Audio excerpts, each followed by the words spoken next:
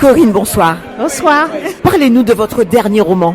Dans mon dernier roman, j'essaie d'explorer toutes ces parties un peu obscures de nos généalogies, de mettre des mots sur des souffrances qui sont parfois cachées. Votre livre est d'une extrême violence quand même. Oui, parce que c'est une histoire violente et c'est cette histoire violente qui n'est pas racontée, qui engendre encore de nos jours de nombreuses violences dans nos îles notamment.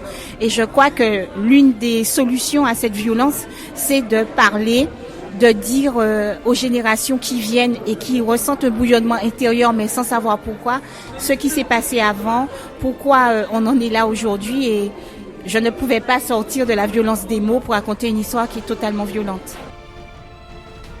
C'est pédagogique. Oui, je pense que c'est pédagogique. En tout cas, je pense que l'effet de choc fait chacun réfléchir et se tourner vers sa propre histoire familiale, vers notre propre histoire collective, parce que l'école ne nous en parle pas.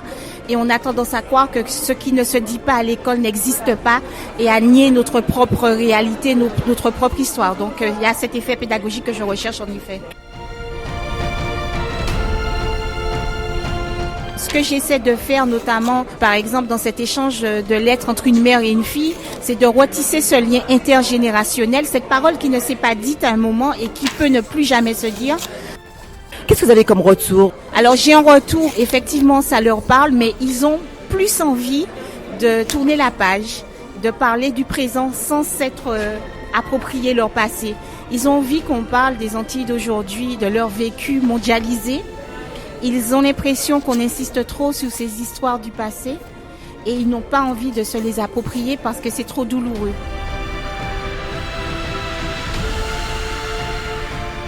Entre les jeunes antillais et les jeunes afro-américains, le travail ne se fait pas de la même manière. Non, le travail ne se fait pas de la même manière parce que le racisme, il est beaucoup plus latent en France. La discrimination est beaucoup plus sournoise et on peut avoir l'impression qu'il n'y a pas de problème. Quand on est interpellé, agressé dans la rue, quand on sait que sa couleur, on la porte presque comme un fardeau, on est obligé de comprendre, de chercher, d'entreprendre cette quête du pourquoi. Tandis que nous, on vit dans une forme d'aveuglement, d'illusion. Et tant qu'on n'est pas rattrapé personnellement par ces histoires, eh bien, on est dans cette fuite en avant inconsciente et on pense que tout est apaisé, qu'on est dans un monde normalisé où finalement la colonisation, la traite et tout ça, c'est derrière nous.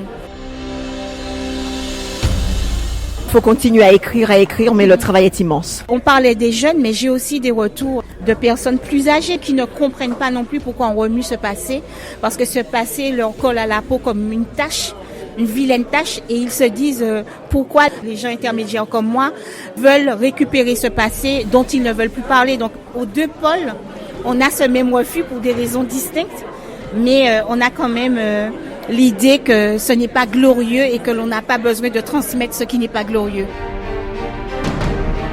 Ça vous fait de la peine? Oui, beaucoup. Ça me fait de la peine parce qu'il y a de belles histoires. Dans cette souffrance, il y a quand même une forme de restauration de la dignité parce que malgré tout, on s'en est sorti.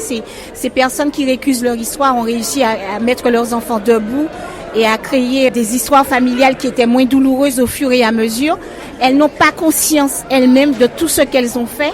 Elles se dénigrent alors qu'elles n'ont été que la victime d'une histoire traumatique que nous continuons à subir malgré tout. La littérature, c'est quelque chose qui a le pouvoir de tisser des liens, de dénouer des drames et surtout, c'est un langage universel. J'y crois vraiment. J'ai vu des Alsaciens qui m'ont dit qu'ils ont pleuré en lisant D'autres vies sur la tienne parce que ça évoquait quelque chose entre eux. Donc je me dis que c'est une façon de communier avec d'autres personnes et qu'il faut garder de l'espoir malgré tout. Il y a toujours de l'humanité, quel que soit l'endroit où on passe. Merci Corinne. Merci.